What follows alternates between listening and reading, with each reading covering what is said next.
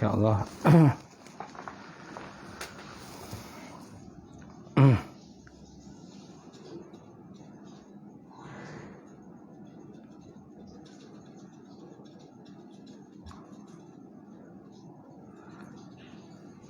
InsyaAllah kita buka kuliah subuh kita pada pagi ini dengan kita sama-sama membaca umul kitab ila hadratin Nabi Muhammadin Mustafa Rasulillah sallallahu alaihi wasallam wa ala al-kiram ashabil ridwan sya'ulahum al-fatihah. A'udzubillahi minasyaitonir rajim. Bismillahirrahmanirrahim. Alhamdulillahirabbil alamin arrahmanir rahim maliki yaumiddin. Iyyaka na'budu wa iyyaka nasta'in. Ihdinas siratal mustaqim. Siratal ladzina an'amta 'alaihim ghairil maghdubi 'alaihim waladdallin. Amin. Assalamualaikum warahmatullahi taala wabarakatuh. Alhamdulillahilladzi anzala ala abdihil kitab wa lam yaj'al lahu iwaja. Qayyiman yunzira ba'san syadidan min ladunhu wa yubashshirul mu'minina alladzina ya'maluna shalihat anna lahum ajran hasana makisina fihi abada. Asyhadu an la ilaha illallah wahdahu la syarikalah wa asyhadu anna Muhammadan abduhu wa rasuluh. Allahumma salli wa sallim ala sayyidina wa nabina wa habibina wa maulana Muhammad imamil muttaqin wa qaidud mujahidin wa ala alihi wa sahbihi ajmain. Amma ba'd. Allah Subhanahu wa ta'ala fi kitabil azim ba'da auzubillahi minasyaitonir rajim. Bismillahirrahmanirrahim. Wala tahsabanallahu ghafilan amma ya'malul zalimun innama yu'akhiruhum liyaumin tashasu fihi al-absar. Maksudnya, janganlah aku menyangka Allah Subhanahu wa taala lalai terhadap apa yang dikerjakan oleh orang-orang yang zalim di kalangan kamu. Biasanya mereka itu ditangguhkan azab oleh Allah Subhanahu wa taala sehinggalah pada satu masa, itulah hari akhirat, mata mereka akan terbeliak melihat azab Allah Subhanahu wa taala. Wa qala Nabi sallallahu alaihi wa ala alihi wa sahbihi wa baraka wa sallam, "May yuridullahu bihi khairan yufaqihu fiddin." Maksudnya barang siapa dikenaki Allah Subhanahu wa taala kebajikan, saya akan diberi kepahaman dalam bidang agama. Nawaitu ta'alluma wa ta'lim wa tazakkura wa tazkir wa nafa wa intifa wa ifadat wa istifadah wal hasa 'ala tamassuki bi kitabillahi wa sunnati rasulih wa du'a ila al-huda wa dalalati ila al-khairi ibtigha'a wajhihi wa qurbatihi wa sawabihi subhanahu wa ta'ala. Alhamdulillah. Apa khabar tuan-tuan, muslimin muslimat yang berbahagia? Alhamdulillah, kita bersyukur kepada Allah Subhanahu wa taala kerana dengan limpah kurnia serta rahmat daripada Allah Subhanahu wa taala, maka dapat kita bersama pada pagi ini untuk kita menyambung tafsiran surat Yasin. Mudah-mudahan dengan adanya tafsiran pada pagi ini, perbincangan pada pagi ini, mudah-mudahan sikit sebanyak akan dapat menambahkan ilmu kita, memantapkan keimanan kita, serta dapat menunjuk pada kita cara-cara untuk kita beramal sebagai bekalan kita di akhirat, insya-Allah. Dan saya doakan tuan-tuan dan puan-puan semuanya berada dalam keadaan kesihatan dan pemeliharaan daripada Allah Subhanahu wa taala. Dan mana yang tidak sihat itu segeralah orang kata berusaha untuk mencari penawar dia, ubat dia, kan? Kerana salah satu daripada ciri manusia beriman ni ialah berusaha kan, mencari penawar ataupun ubat kalau seandainya kita dalam keadaan sakit ataupun tidak sihat. Baik, insya-Allah. Jadi pada pagi ini kita akan menyambung tafsir surat Yasin, itulah pada ayat yang ke-27, ayat 28, 29 dan sebagainya seterusnya, insya-Allah. Dalam pada ayat yang ke-7, Allah Subhanahu wa taala menyebut Al-Quran, bima ghafarali rabbi waja'alani minal mukramin. Bima ghafarali rabbi waja'alani minal mukramin وما أنزلنا على قومه من بعده من جند من السماء وما كنا منزلين. Ayat 28. Ini ayat 28. Ulang semula. وما أنزلنا على قومه من بعده من جند من السماء وما كنا منزلين. Kemudian ayat 29, in kanat illa sayhatan wahidatan fa idza hum khamidun. Kemudian pada ayat 30, ya hasratan 'alal ibad ma ya'tihim min rasulin illa kanu bihi yastahzi'un. Kemudian ayat 31, alam yarau kam ahlakna qablahum minal quruni annahum ilaihim la yarji'un. وَإِنْ كُلٌّ لَمَّا جَمِيعٌ لَدَيْنَا مُحْضَرُونَ وَإِنْ كُلٌّ لَمَّا جَمِيعٌ لَدَيْنَا مُحْضَرُونَ Sadaqallahul Azim. Maksudnya bima ghafara li rabbi wa ja'alani minal mukramin. Tentang perkara yang menyebabkan daku diampunkan oleh Tuhanku serta dijadikannya daku daripada orang-orang yang dimuliakan. Tentang perkara yang menyebabkan daku diampunkan oleh Tuhanku serta dijadikannya daku dari orang-orang yang dimuliakan. Di tafsiran ayat ini, bima ghafara li rabbi, maksudnya alangkah baiknya kalau kaumku mengetahui bagaimana baiknya kesudahan dan keadaanku saat ini.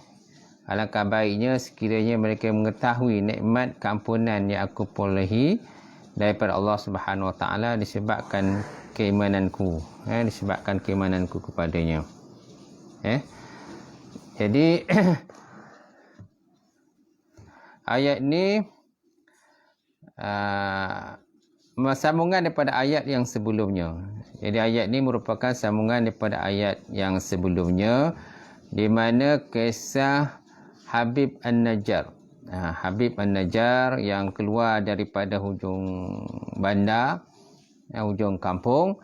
Jadi dia datang untuk menyatakan kepada kaumnya supaya kaumnya beriman kepada 3 orang Rasul yang diutuskan.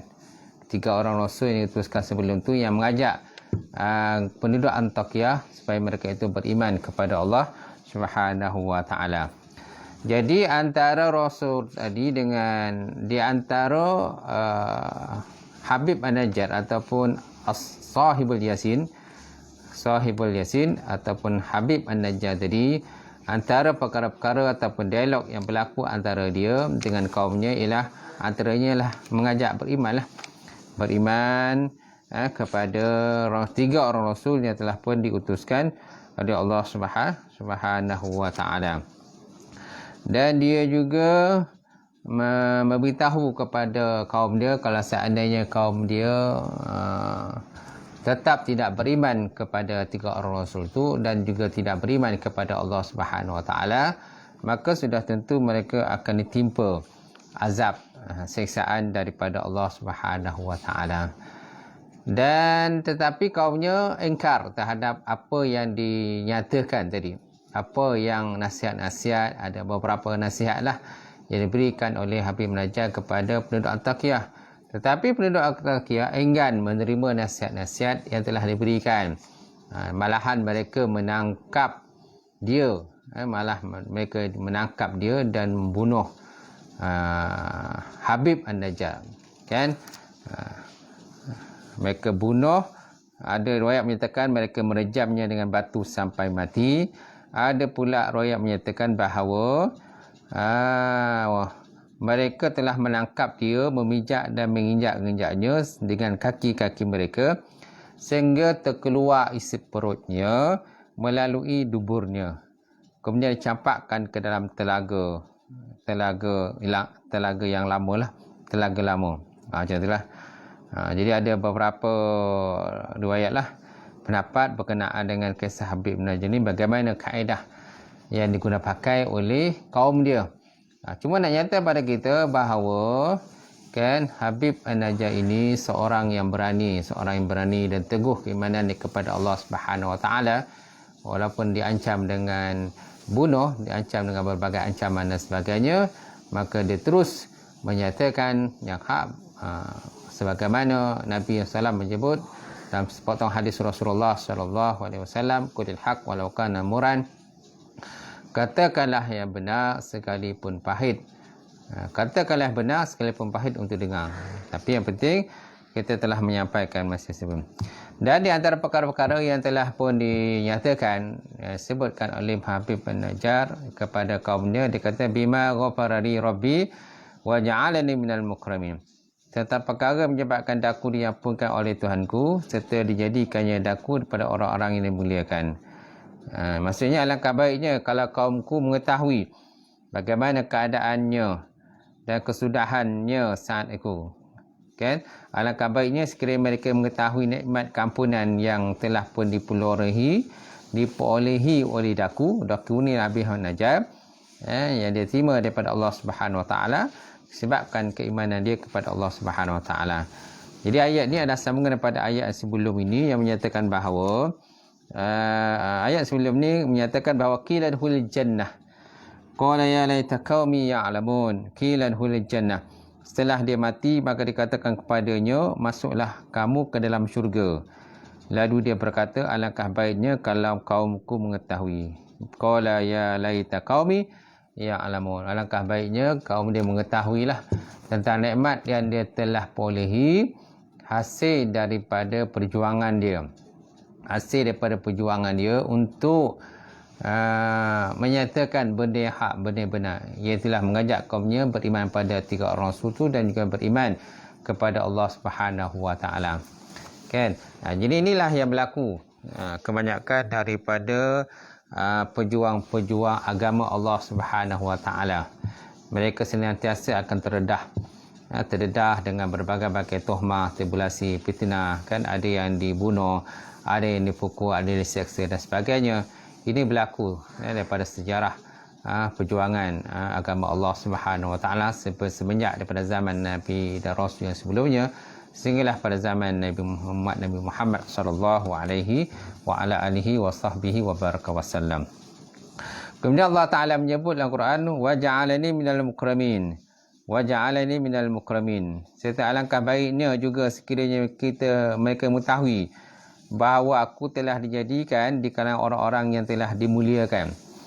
Wa ja'alani minal mukramin, dan dijadikan aku daripada golongan orang-orang yang dimuliakan oleh Allah Subhanahu Wa Taala, dimuliakan oleh para malaikat dan sebagainya, serta dimuliakan oleh orang-orang yang beriman yang sebelumnya dan ataupun yang sesudahnya. Kerana orang yang beriman yang sesudah daripada Habib An-Najjar ini, kan, seperti umat Nabi Muhammad sallallahu alaihi wasallam, mereka memuliakan, kan, pejuang-pejuang agama Allah Subhanahu Wa Taala. Ibn Katsir menyatakan bahawa ucapan Habib An-Najjar ini membawa maksud, kan, sekiranya kaumku dapat melihat dengan nyata nikmat-nikmat yang telah dikurniakan oleh Allah Subhanahu Wa Taala kepadaku, nescaya mereka akan mengikut ajaran-ajaran yang dibawa oleh 3 orang rasul tersebut. Mereka tidak akan mendustakannya, bahkan beriman dengannya. Inilah sifat Habib An-Najjar yang sangat berkehendak agar kaumnya diberikan petunjuk daripada Allah Subhanahu Wa Taala. Jadi antara ciri-ciri dai, mana orang yang berdakwah untuk mengajak beriman kepada Allah Taala ini ialah mahu supaya orang-orang yang dakwah tadi beriman kepada Allah Subhanahu Wa Taala.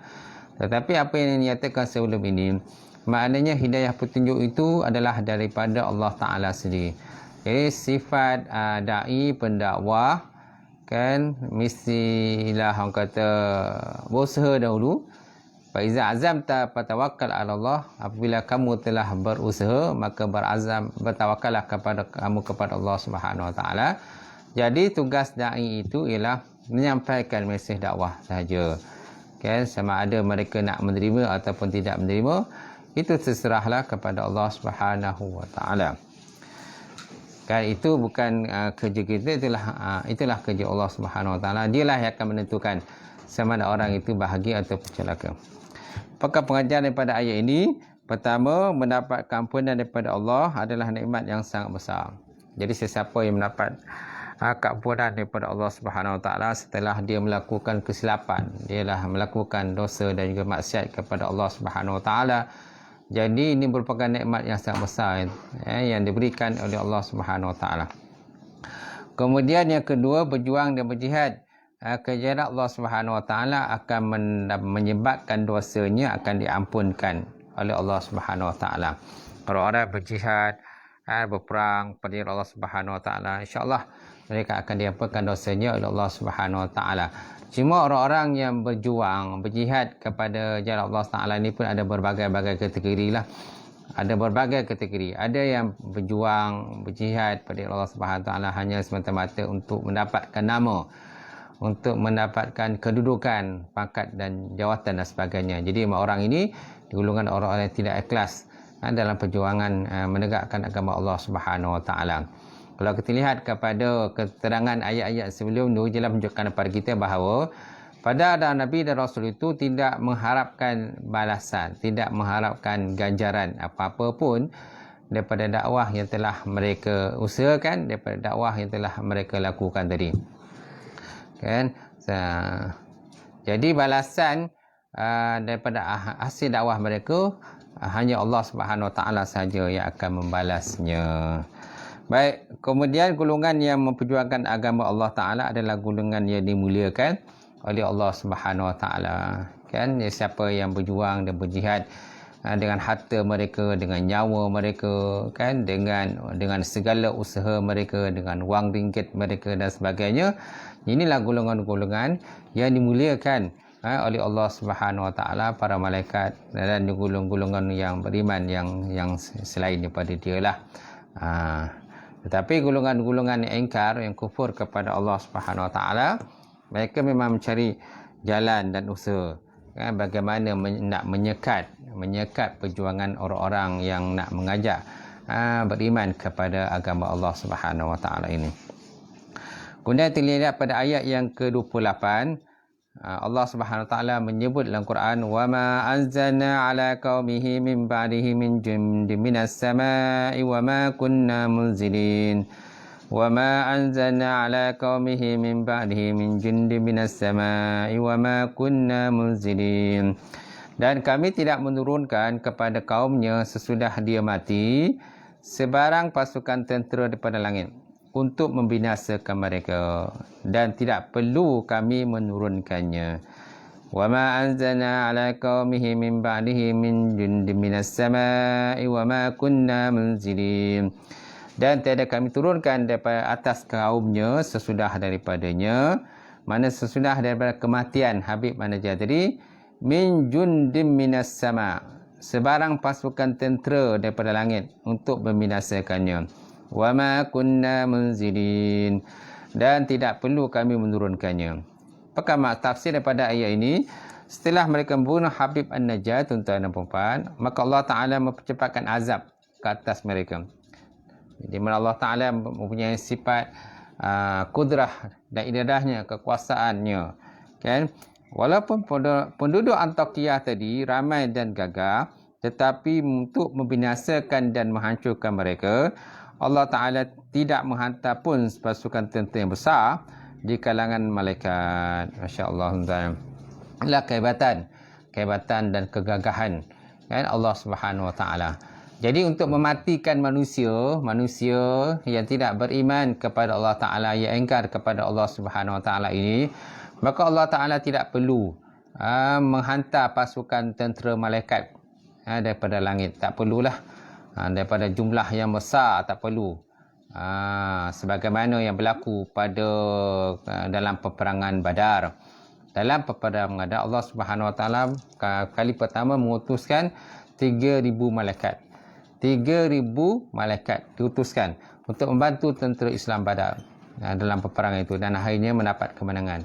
Kemudian untuk kali yang kedua, Allah Subhanahu Wa Taala mengutuskan kepada tentera Islam itu, membantu tentera Islam itu dengan 5,000 tentera malaikat.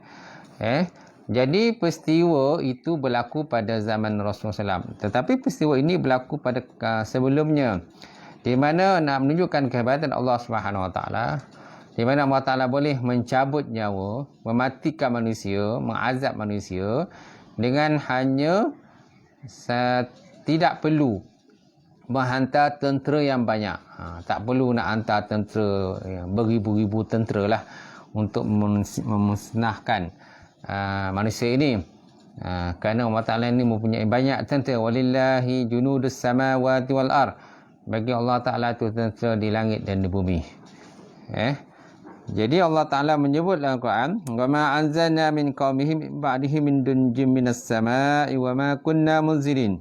Dan kami tidak menurunkan pada kaumnya sudah dimati sebarang pasukan tentera di kalangan malaikat pada langit untuk membinasakan mereka. Masya Allah.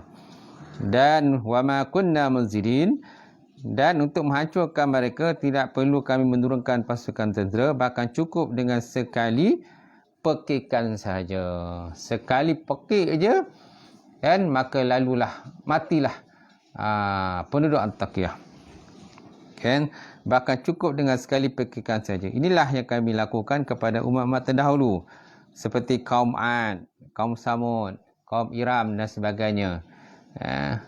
Yang Allah Ta'ala menyebut dalam Quran, wa amma 'adun fa ahliku bi rihin sarsarin atiyah. Adapun Ad, kaum Nabi Hud, maka mereka telah dibinasakan dengan angin ribut yang kencang, yang melampau-lampau kencangnya. Surah Al-Haqqah ayat 6. Ini ayat surah Al-Haqqah kita telah lalu perbincangannya. Jadi Allah Subhanahu Wa Taala tidak perlu menurunkan tentera yang beribu-ribu lah, berpuluh ribu untuk memusnahkan kaum Antakiyah ini, tetapi hanya cukup dengan sekali pekikan sahaja. Kemudian kaum Samud dibinasakan dengan petir. Kaum Samud dibinasakan dengan petir, kan? Setelah kaum Nabi Saleh alaihissalam, kan? Itulah kehancuran umat-umat terdahulu. Ada yang dibinasakan dengan angin ribut yang kencang, petir, banjir besar, ditelan bumi, ditenggelamkan dalam laut, seperti kaum Fir'aun, dikirim burung pemusnah dan sebagainya. Maka tak perlulah kita menghantar pasukan tentera daripada kalangan malaikat untuk menghancurkan mereka. Memadai hanya dengan menghantar ribut pasir, ribut kencang, kan, angin puting beliung, kan, gempa bumi yang dahsyat, petir dan sebagainya. Kerana penghantaran pasukan tentera di kalangan malaikat biasanya hanya berlaku pada zaman Rasulullah sallallahu alaihi wasallam, kerana dia merupakan khususiah, keistimewaan yang ada kepada baginda Rasulullah sallallahu alaihi wasallam. Seperti tentera malaikat yang dikirim dalam peperangan Badar, peperangan Ahzab dan sebagainya. Itulah kelebihan yang ada kepada baginda Rasulullah sallallahu. Tetapi untuk para nabi dan rasul yang sebelumnya, tidak ada diutus. Ada juga diutuskan malaikat lah. Ada juga diutuskan, bukan tak ada. Seperti pada zaman Nabi Allah Lut alaihissalam. Pada zaman Nabi Allah Lut alaihissalam, Allah Ta'ala mengutuskan malaikat untuk menghancurkan bumi Lut. Mengangkat bumi Lut itu dan menghentamkan dia baling dia ke bawah. Itulah antara kisah yang berlaku. Dan sebelumnya ada melibatkan malaikat yang menghancurkan manusia. Baik, apakah pengajaran daripada ayat ini? Pertama, Allah Ta'ala telah menzahirkan kemurkaannya terhadap golongan yang mendustakan rasul-rasulnya dan menzalimi pejuang-pejuang agamanya dengan menurunkan azab daripada Allah Subhanahu Wa Ta'ala. Kemudian banyak di antara Allah Ta'ala. Walillahi jududus samawati wal ar wa kana Allah azizan hakima. Jadi Allah Ta'ala itu punya banyak tentera dia. Ada yang tentera yang dapat dilihat, ada tentera yang tidak dapat dilihat dan sebagainya. Kan virus-virus pun antara tentera Allah Subhanahu Wa Ta'ala juga. Virus-virus ini yang dihantar oleh Allah Subhanahu Wa Ta'ala, walaupun ada berbagai teori dan pendapat menyatakan manusia yang melakukannya, tetapi manusia pun tidak boleh melakukan, tidak boleh membuat virus ini, melainkan semua itu dengan keizinan daripada Allah Subhanahu Wa Ta'ala. Semuanya keizinan daripada Allah. Kalau tidak ada keizinan daripada Allah Subhanahu Wa Ta'ala, walaupun wujud teori menyatakan bahawa virus ini dicipta oleh manusia, tetapi kekuasaan manusia itu pun semuanya daripada Allah Subhanahu Wa Ta'ala juga. Baik, kemudian kemudian Allah Ta'ala juga menyebut dalam Quran, وَمَا يَعْلَمُ جُدُودَ رَبِّكَ إِلَّا هُ. وَمَا يَعْلَمُ جُدُودَ رَبِّكَ إِلَّا هُ. Dan tidak ada yang mengetahui tentera Tuhanmu melainkan Dia sendiri. Tidak kita tahukah berapakah jumlah tentera Allah Ta'ala ini, kan? Sama ada tentera di langit, tentera di bumi dan sebagainya, melainkan Allah Ta'ala sendiri yang mengetahuinya. Baik. Kemudian Allah Ta'ala menyebut pada ayat yang seterusnya, ayat 29, in kanat illa sayhatan wahidatan fa idahum khamidun. In kanat illa sayhatan wahidatan fa idahum khamidun.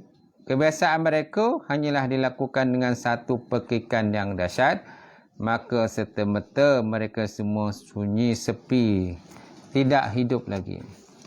Fa idahum khamidun, lalu mereka semuanya sunyi sepi. In kanat illa sayhatan wahidah, tidak adalah kecuali mereka ditimpa oleh satu pekikan, teriakan yang sangat kuat, maka tiba-tiba mereka semuanya mati. Tafsirannya, oleh kerana perbuatan mereka yang melampau tadi, maka Allah Ta'ala mempercepatkan azab ke atas mereka. Tidak perlu Allah Ta'ala mengirimkan satu pasukan tentera malaikat untuk binasa mereka. Semua memadai dengan satu pekikan yang dahsyat. Para ulama menyatakan bahawa pada hari ketiga selepas mereka membunuh Habib An-Najjar tadi, dan ada juga yang menyatakan berlaku pada hari Habib An-Najjar dibunuh, maka berlakulah pekikan tadi. Sayhatan wahidah. Apa maksud sayhatan wahidah?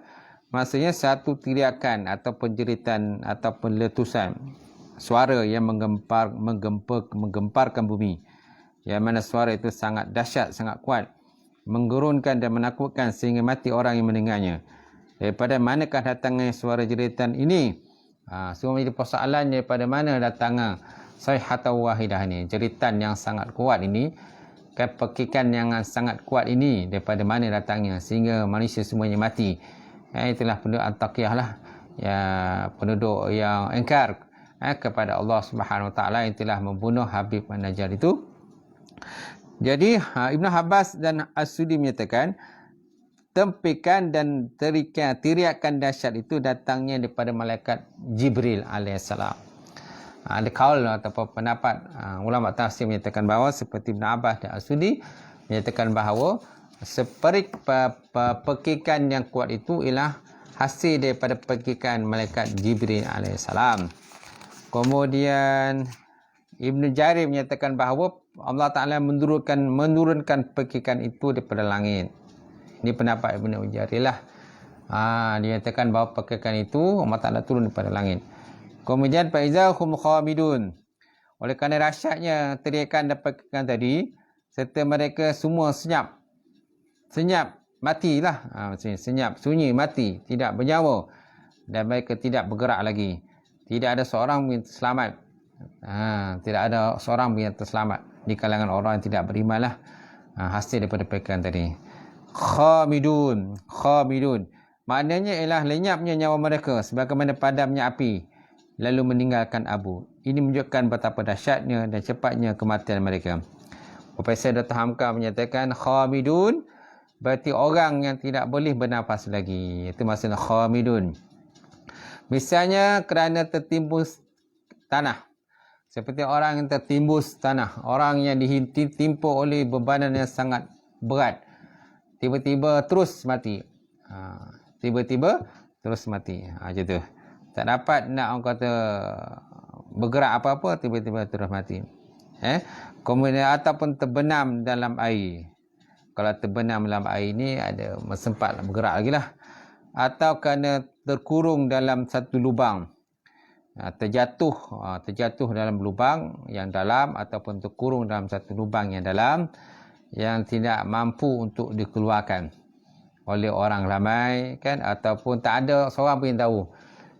Ketika dia jatuh tu, maka tidak ada siapa pun yang datang untuk menolong. Kemudian udara tidak masuk sehingga mati dengan sendirinya. Ini tafsiran daripada tafsiran Profesor Hamka, tafsir Azhar. So, apakah pengajaran daripada ayat ini? Tidak ada siapa pun yang mampu melawan kekuasaan Allah Subhanahu Wa Taala, dan amat mudah baginya membinasakan siapa pun yang Allah Ta'ala kehendaki. Sebabnya kita kena pastikan diri kita sentiasa dalam ketaatan kepada Allah Subhanahu Wa Ta'ala, kan, menunaikan segala hak-hak Allah Subhanahu Wa Ta'ala. Jangan kita mempelekehkan dan mempersesiakan segala tanggungjawab dan amanah yang diberikan oleh Allah Subhanahu Wa Ta'ala, seperti puasa, zakat, haji dan sebagainya. Kemudian yang kedua, gagahnya Jibril dan juga para malaikat. Gagahnya Jibril alaihissalam dan dahsyatnya pekikan itu, masya-Allah. Jadi gagahnya malaikat Jibril alaihissalam dan dahsyatnya pekikan yang kuat tadilah, yang dikeluarkan oleh, yang dipekikkan oleh malaikat Jibril alaihissalam. Ini pendapat daripada Ibn Abbas dan juga As-Sudi yang menyatakan pekikan itu ialah pekikan malaikat Jibril alaihissalam sehingga mereka semuanya mati. Ketika itu jugalah sampai dah dapat melakukan apa-apa. Faizahum khamidun, kan? Dan pengajaran daripada ayat ini juga kan dapat kita mengambil kesimpulan, maknanya kan akan berlakunya tahmah, mihnah, tribulasi dan sebagainya, fitnah dan sebagainya kepada orang-orang yang memperjuangkan agama Allah Subhanahu Wa Taala.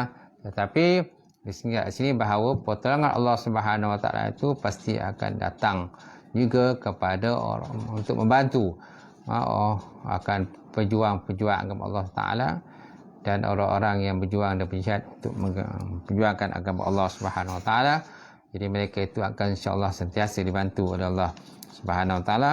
Kalau mereka pun mati pun, jadi tidak, dosa mereka diampunkan oleh Allah Subhanahu Wa Taala dan mereka dimasukkan dalam syurga Allah Subhanahu Wa Taala. Jadi itulah tadi tuan-tuan 5 ayat yang dapat kita berkongsi pada pagi ini.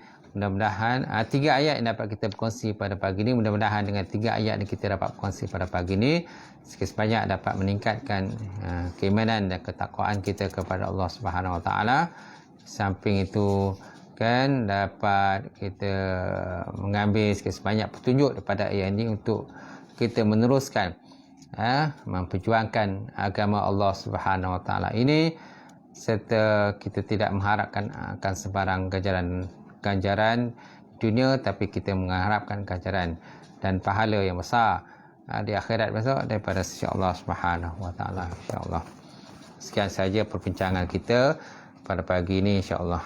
A'udzubillahi minasyaitonirrajim. Bismillahirrahmanirrahim. Alhamdulillahirabbil alamin wassalatu wassalam ala asyrafil anbiya'i mursalin wa ala alihi washabbihi ajma'in. Allahumma zidna ilman nafi'a wa yaqinan sadiqa ma'al mutaqabbala wa rizqan halalan mubarakatan katsira wa siyan fatai alim nawlana qulubana bi nuri ma'rifataka wa ta'ala.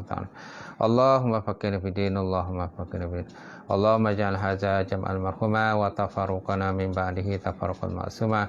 Tawassalna bi zatil jabarut wa tasamna bi zatil malakut wa tawakkalna ala hayyil jilamin.